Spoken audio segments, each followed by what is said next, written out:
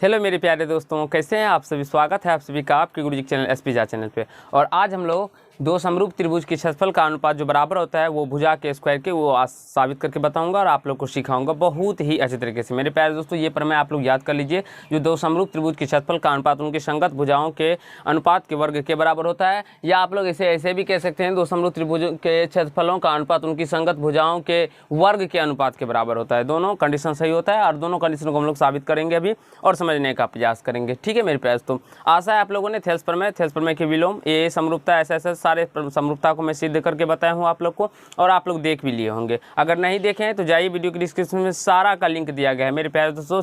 यानी कि चैप्टर 6 से लेके 6.3 तक के जितने भी प्रश्न हैं सारे को मैं बताया हूँ अच्छे तरीके से, सॉल्व करवाया हूँ। अगर आप लोग नहीं देखे हैं तो जाइए, डिस्क्रिप्शन बॉक्स में उसका लिंक है और समझ लीजिए और सीखने का प्रयास कीजिए। आज हम लोग आगे के चैप्टरों को जो प्रश्न को सॉल्व करेंगे तो सबसे पहले उसमें हमें ये समरूपता का जरूरी हो, यानी कि क्षेत्रफल का अनुपात जो उनकी संगत भुजाओं के अनुपात के बराबर होता है, वर्ग के बराबर होता है मेरे प्यारे दोस्तों। इसका हमें बहुत ही इंपॉर्टेंट है। केवल मैं यही नहीं बताऊंगा जिसके क्षेत्रफल का अनुपात उनकी संगत भुजाओं के वर्ग के बराबर होता है, ये भी बताऊंगा जिसकी माध्यिकाओं के वर्ग के भी बराबर होता है, ये भी बताऊंगा जिसकी ऊंचाइयों के भी वर्ग के बराबर होता है, ये सारे को बताऊंगा। शीर्षलंब के भी वर्ग के बराबर होता है, ये सारे को मैं साबित करूंगा और आप लोग को अच्छे तरीके से बताऊंगा। लेकिन मेरे प्यारे दोस्तों, एक पार्ट के अंदर वो इतना साबित हम नहीं कर पाएंगे क्योंकि ज़्यादा समय भी लग जाएगा और आप लोग को बोरिंग फील होने भी लगेगा। ठीक है, तो चलिए हम लोग एक पार्ट में एक ही को साबित करेंगे प्रमेय को और अच्छे तरीके से समझने का प्रयास करेंगे। तो सबसे पहले देखिए हमें क्या साबित करना है। देखिए, दो समरूप त्रिभुजों के क्षेत्रफलों का अनुपात, यानी ये दोनों त्रिभुज समरूप है, इसका क्षेत्रफल का जो हम लोग अनुपात के निकालेंगे मेरे प्यारे, तो रेशियो जो होगा उनकी संगत भुजाओं की, उनकी संगत भुजा ये ए बी है, इसकी संगत भुजा पी क्यू हुआ, कि संगत भुजाओं के अनुपात के वर्ग के बराबर होता है। यही हमें साबित करना है। तो चलिए हम साबित करते हैं। सबसे पहले मेरे प्यारे दोस्तों, हमें क्या दिया रहता है गिवन डेट में, वो हम लिखते हैं। दिया है, क्या दिया है मेरे प्यारे दोस्तों, जो त्रिभुज ABC तथा त्रिभुज PQR समरूप है। हमें साबित क्या करना है मेरे पास, तो साबित करना है या सिद्ध करना है, मेरे प्यारे दोस्तों। सिद्ध क्या करना है, जिस दोनों त्रिभुजों का जो क्षेत्रफल होगा मेरे प्यारे दोस्तों, एरिया ऑफ ट्रायंगल त्रिभुज ABC बटा एरिया ऑफ ट्रायंगल त्रिभुज PQR का जो अनुपात होगा मेरे प्यारे दोस्तों, ये इनकी संगत भुजाओं के वर्ग के, संगत भुजाओं के अनुपात के वर्ग के बराबर होगा। संगत भुजा के या क्या होता है, AB बटे PQ होता है, तो इसके अनुपात का वर्ग, इसके अनुपात का भी वर्ग कह सकते हैं, अनुपात का वर्ग के बराबर होता है। तो AB बटे PQ, BC बटे QR, और ये आपके एग्जाम में बहुत बार पूछा भी गया है मेरे प्यारे दोस्तों। तो इसीलिए आप लोगों के लिए ये सीखना बहुत ज़रूरी है। ये इसके वर्ग के बराबर होता है, या आप लोग इसको ऐसे भी लिख सकते हैं, एरिया ऑफ ट्रायंगल त्रिभुज ABC बटे एरिया ऑफ ट्रायंगल PQR। ठीक है, तो इसको हम लोग ऐसे भी साबित कर सकते हैं, AB स्क्वायर बटे PQ स्क्वायर। ये हो जाएगा संगत भुजाओं के वर्ग के अनुपात के बराबर होता है, संगत भुजाओं के वर्ग के अनुपात के बराबर होता है, ये हो जाएगा। ठीक है, आई होप मेरे प्यारे दोस्तों यहाँ तक आप सभी को क्लियर हुआ होगा, कहीं से कोई दिक्कत नहीं हुआ होगा। आप लोग जब 10 साल का क्वेश्चन बैंक ला के उल्टा के देखिएगा ना, तो मेरे प्यारे तो ये प्रश्न आपको बार बार दिखाई पड़ेगा। ये और थेल्स प्रमेय, पाइथागोरस प्रमेय जो मैं आप लोग को आगे बताऊंगा, उसके बाद समरूपता, एस समरूपता, ए समरूपता, ये सब बार बार आप लोगों को पूछा जाता है। इसलिए मैं आप लोग को बार बार कहता रहता हूँ कि इन सभी को बार बार प्रैक्टिस कर लीजिए, क्योंकि मैं नहीं चाहता हूँ फिर जो अगर मेरे प्यारे दोस्तों ये आपके एग्जाम में आए तो आपसे ना बने।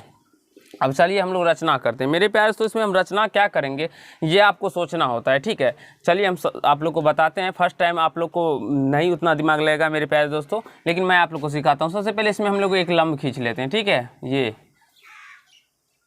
और कोई भी हम लोग अगर रचना करते हैं तो वो डॉट डॉट लाइन से करते हैं। तो यहाँ पे इसको हम नाम M दे दिए, और इस त्रिभुज के अंदर भी हम लोग एक शीर्षलंब या लंब खींच लेते हैं, और इसका नाम हम लोग क्या दे देते हैं मेरे प्यारे दोस्तों, N दे देते हैं। तो वही चीज़ हमको यहाँ पे लिखना होता है। ठीक है, यहाँ से लिखना होगा AM लंब BC तथा PN लंब QR खींचा।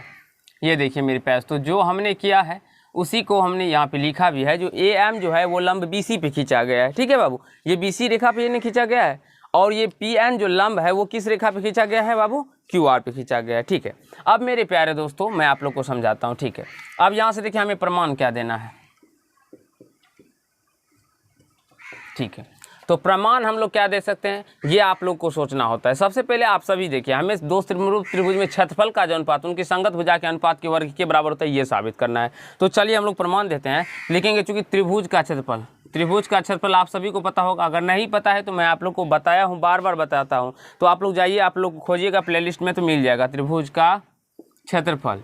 तो मेरे प्यारे दोस्तों त्रिभुज का क्षेत्रफल क्या होता है, सारे बच्चों को पता होता है, 1/2 गुना आधार गुना शीर्षलंब भी कह सकते हैं या ऊंचाई भी कह सकते हैं। तो जो आप लोग को इच्छा वो आप लोग कहिएगा, ठीक है। और मेरे प्यारे दोस्तों मैं आप लोग को पूरा बेसिक से बताता हूँ, कहीं भी एक पॉइंट भी नहीं छोड़ता हूँ। अगर आप लोग इस तरह से एग्जाम में बनाएंगे तो आपके 5 में 5 नंबर आएंगे, ठीक है, अगर एक पॉइंट भी नहीं छोड़ेंगे तो। नहीं तो ऐसा भी होता है जो हम डायरेक्टली भी लिख सकते हैं यहाँ पे, ठीक है, लेकिन अगर हम डायरेक्टली लिखेंगे तो बहुत सारे ऐसे भी बच्चे होंगे जिसे हमें समझ ही नहीं आएगा, इसीलिए हम सारे बच्चों को लेके चलते हैं।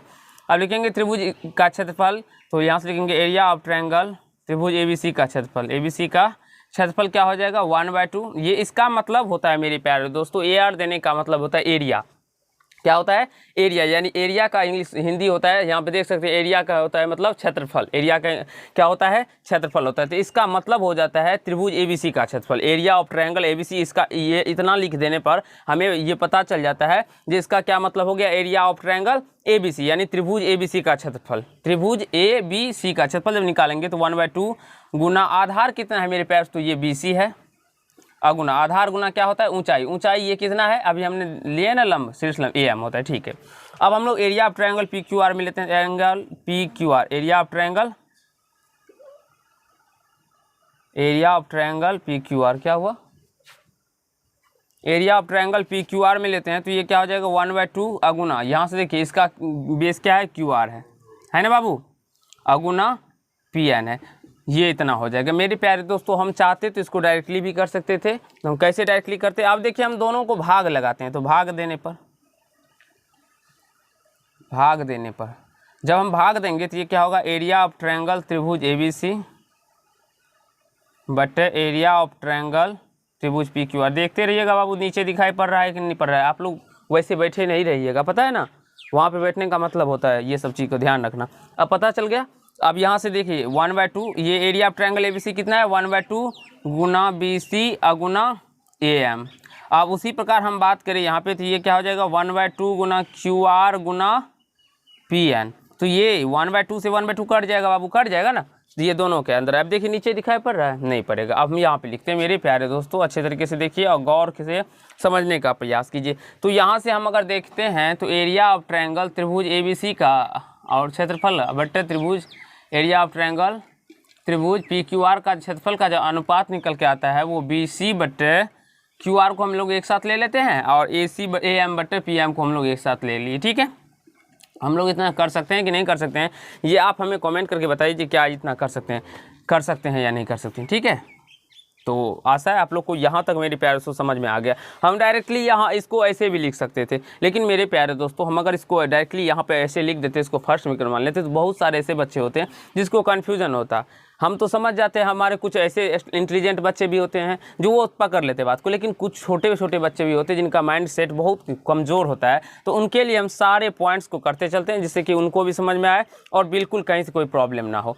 अब मेरे प्यारे दोस्तों अब यहाँ से हमारा निकल के आ गया ना। अब लिखेंगे चूँकि हमने अभी हमें दिया गया है जो त्रिभुज ABC और PQR क्या है, समरूप है, तो हम यहाँ से लिख सकते हैं AB बटे PQ बराबर BC बटे QR बराबर AC बटे PR। होगा कि नहीं होगा ये आप हमें कमेंट कीजिएगा। क्यों, कैसे होगा मेरे प्यारे दोस्तों, अच्छे बच्चों, ये देखिए ये दोनों त्रिभुज समरूप है ना। तो जब कोई त्रिभुज समरूप होता है तो उनकी भुजाओं क्या होता है, एक ही अनुपात में होते हैं, यानी कि वो समानुपाती होते हैं। यानी कि यहाँ से लिख सकते हैं यहाँ पे त्रिभुज ABC समरूप त्रिभुज PQR है, इसलिए ये इतना हुआ ना बाबू। अब देखिए मेरे प्यारे दोस्तों, अगर हम लोग गौर करें यहाँ से, नहीं सॉरी, यहाँ से एक कंसेप्ट पहले हम इसको छोड़िए, अब पहले हम देखते हैं दूसरे आगे, एक सेकेंड रुक जाइए, ये हम बाद में करेंगे। अब मेरे प्यारे दोस्तों हम क्या करते हैं ना, त्रिभुज ये देखिए ABM में बी एम में, ए बी एम और त्रिभुज पी क्यू एन में, पी क्यू एन में, ठीक है। अब इस दोनों त्रिभुज को हम लोग समरूपता करेंगे। तो समरूपता कैसे करते हैं ये देखिए। अगर हम यहाँ पे देखते हैं मेरे प्यारे दोस्तों, तो कोण ए एम बी बराबर कोण ए पी एन क्यू होगा। कैसे होगा? ये 90 डिग्री है और ये भी 90 डिग्री है, क्योंकि लंब खींचे हैं तो लंब तो 90 डिग्री आएगा ना, ऊर्ध्वाधर है तो ये 90 डिग्री है। तो यहाँ से प्रत्येक 90 लिख सकते हैं, यहाँ पे प्रत्येक 90 डिग्री है। ठीक है बाबू, यहाँ तक समझ में आ रहा है ना? ठीक। अब मेरे प्यारे दोस्तों आप लोग गौर कीजिएगा, यहाँ से जो अगर हम क्या कर सकते हैं, यहाँ से ये देखिए कोण B बराबर में हम कोण Q कर सकते हैं कि नहीं कर सकते हैं। ये देखिए कोण B बराबर में कोण Q करेंगे। कैसे करेंगे? क्योंकि ये ABC जो है मेरे प्यारे दोस्तों और PQR के समरूप त्रिभुज है, दोनों समरूप त्रिभुज है ना। तो जब त्रिभुज समरूप होता है तो इसकी कोणें क्या होती है? समान होती है। तो ये कोण A जितना होगा उतना कोण P होगा, कोण B जितना होगा उतना कोण Q होगा, और कोण C जितना होगा उतना कोण R होगा। ठीक है, तो यहाँ से कोण B बराबर कोण Q कर दिए। क्यों ऐसे क्यों किए? क्योंकि त्रिभुज ABC समरूप त्रिभुज पी क्यू आर है ना बाबू, इसलिए हमने इस दोनों को बराबर किया। अब आप लोगों को मैंने बताया था ए समरूपता के बारे में मेरे प्यारे दोस्तों। यहाँ से देखिए ये कोण और ये कोण, दो कोण जब बराबर आ जाता है तो वो दोनों समरूप त्रिभुज समरूप हो जाते हैं। कैसे होता है? तो ए कसौटी से मेरे प्यारे दोस्तों, ए समरूपता कसौटी से। अगर आप लोग नहीं देखें तो वीडियो के डिस्क्रिप्शन में उसका लिंक दिया गया, आप लोग देख लीजिए, ठीक है, तब समझ में आएगा। तो यहाँ से लिख सकते हैं, इसीलिए त्रिभुज ए बी एम समरूप त्रिभुज पी क्यू एन है, होगा।